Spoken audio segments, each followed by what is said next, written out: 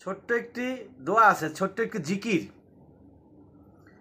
ছোট্ট একটি জিকিরের মাধ্যমে আপনি ৭০, একটা দুইটা নয় ৭০টা কষ্টকে আপনি দূর করতে পারেন। ৭০টা কষ্ট আপনার কাছ থেকে দূরে সরে চলে যাবে ছোট্ট একটা জিকিরের মাধ্যমে। আমাদের সমাজে অনেক লোক আছে কথাগুলো বিশ্বাস করে না। আমি যে কথাগুলো বলি অনেকে আমাকে কি বলে নেগেটিভ কিছু বলে থাকে, কমেন্টে দেখা যায় অনেক ধরনের নেগেটিভ মন্তব্য কেউ করে থাকেন। অর্থাৎ তারা ইসলামকে পরিপূর্ণ বিশ্বাস করে না, তারা নবী মোহাম্মদ সাল্লাল্লাহু আলাইহি সাল্লামকে বিশ্বাস করে না, আল্লাহকে বিশ্বাস করে না, আর সেজন্যই তারা এই ধরনের কথা বলে থাকে। কথা তো আমি বলি নাই, আল্লাহ নবী বলেছেন যদি আপনি পড়তে পারেন একবার, কি সেটা হচ্ছে লা হাওলা ওয়ালা কুওয়াতা ইল্লা বিল্লাহ। লা হাওলা ওয়ালা কুওয়াতা ইল্লা বিল্লাহ যদি কেউ পাঠ করে তাহলে তার ৭০টা কষ্ট থেকে মহান রব্বুল আলামিন তাকে হেফাজত করবেন, দূরে সরিয়ে দিবেন। এখন প্রশ্ন হচ্ছে আমরা কখন পড়ব, কিভাবে পড়ব, কতবার পড়ব? তাহলে লা হাওলা ওয়ালা কুওয়াতা ইল্লা বিল্লাহ পড়লে ৭০টা কষ্ট থেকে আল্লাহ পাক দূরে সরিয়ে দিবেন। এবং সর্বনিম্ন সবচেয়ে ছোট যে কষ্ট সেটা হচ্ছে দারিদ্রতা, সেটা হচ্ছে দারিদ্রতা। আপনার দারিদ্রতা থাকবে না, আপনি দরিদ্র থাকবেন না, আপনি দরিদ্র থাকবেন না, আপনি ধনী হয়ে যাবেন, আপনি পয়সাওয়ালা হয়ে যাবেন, আপনি টাকাওয়ালা হয়ে যাবেন। মুসলমান যদি গরিব থাকে তাহলে সে কিন্তু ইবাদত করতে পারে না। গরিব মানুষ ইবাদত করতে পারে না, কারণ তার গরিব হইলে তাকে রিজিকের জন্য, অর্থের জন্য, খাবারের জন্য তাকে ঘুরতে হয়।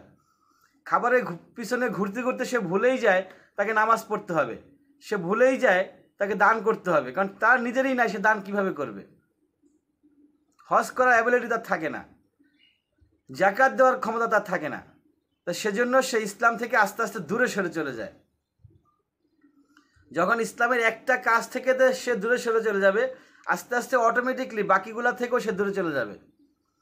আপনি দেখবেন 1 কেজি আলু অথবা 1 কেজি পটল অথবা 1 কেজি অ্যাপল অথবা 1 কেজি কমলা, যে কোনো জিনিস, যে কোনো খাবার দাবার আপনি একসাথে অনেকগুলো রাখবেন, সেখানে একটা মাত্র খাবার পচা রাখবেন, দেখবেন অটোমেটিক সবগুলো পচে যাচ্ছে। আর যদি পচাটাকে সরাই দিতে পারেন তাহলে সবগুলো ভালো থাকবে, পচাটাই পচবে, বাকিগুলো ভালোই থাকবে।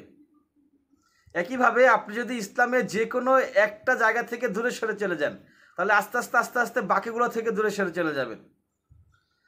অতএব আপনাকে দরিদ্র থাকলে চলবে না, আপনাকে ধনী হইতে হবে।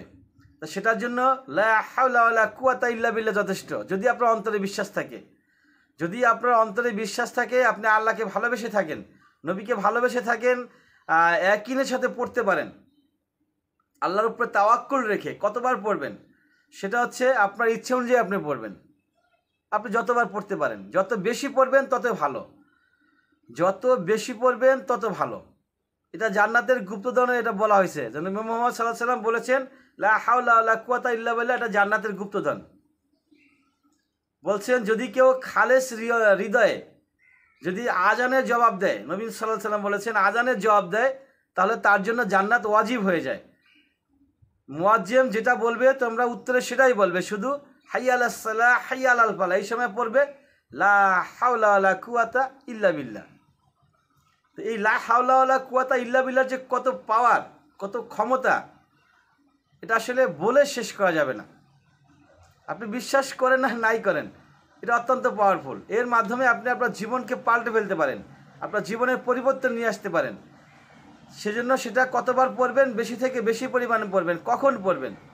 চেষ্টা করবেন নামাজের পরে বেশি পড়ার, নামাজের পরে বেশি থেকে বেশি পড়ার চেষ্টা করবেন। রাতে শুয়ে শুয়ে পড়ার চেষ্টা করবেন। আপনি অবসর আছেন, হাঁটতেছেন রাস্তায়, অফিসে আছেন, দোকানে আছেন, কৃষিকাজ করতেছেন, স্কুলে আছেন, আপনি পড়তে থাকেন। অবসর থাকলে আপনি পড়তে থাকেন লা হাওলা ওয়ালা কুওয়াতা ইল্লা বিল্লাহ, লা হাওলা ওয়ালা কুওয়াতা ইল্লা বিল্লাহ। মাঝে মধ্যে পড়বেন আস্তাগফিরুল্লাহ আস্তাগফিরুল্লাহ আস্তাগফিরুল্লাহ আল্লাযী লা ইলাহা ইল্লা হুয়াল হাইয়ুল কাইয়্যুম ওয়া আতুবু ইলাইহি। দুরূদ পড়েন মাঝে মধ্যে সাল্লাল্লাহু আলাইহি ওয়াসাল্লাম, আল্লাহুম্মা সাল্লি আলা মুহাম্মদ, আল্লাহুম্মা সাল্লি আলা মুহাম্মদ। এই দুরূদের মাধ্যমে রিজিক বৃদ্ধি পায়। জিকির, যে কোনো জিকিরের মাধ্যমে বিপদ দূর হয়, রিজিক বৃদ্ধি পায়। তো এগুলো আমরা করার চেষ্টা করবো বেশি থেকে বেশি পরিমাণে। ওয়া আখির দাওয়ানা আলহামদুলিল্লাহি রাব্বিল আলামিন।